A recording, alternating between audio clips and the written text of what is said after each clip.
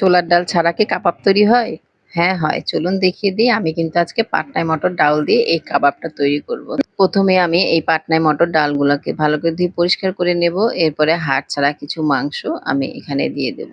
আমরা যেমন কাবাব তৈরি করি ঠিক সেভাবেই শুধুমাত্র পাটনায় মটর ডাউলটা দিয়ে তৈরি করব।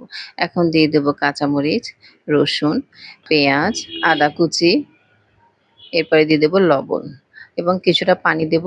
ভালো করে সিদ্ধ করে নেব। এখানে সিদ্ধ করে আমি পাটায় বেটে নিয়েছি। এখানে দিয়ে দিব কাঁচামরিচ, পেঁয়াজ, লবণ, হালকা লবণ আর এখানে দিয়ে দেব কিছুটা টেস্টিং সল্ট, একটা ডিম এবং এখানে আমি এলাচ এবং দারচিনির গুঁড়াটাও দিয়েছি।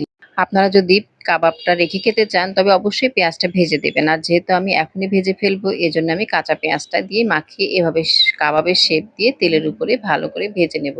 কেউ বুঝতেই পারবে না এটা ছোলার ডালের কাবাব না, এটা পাটনায় মটর ডালের কাবাব। তো বন্ধুরা কেমন হয়েছে? যদি ভালো লাগে অবশ্যই লাইক, কমেন্ট, শেয়ার করে দিও। আল্লাহ হাফেজ।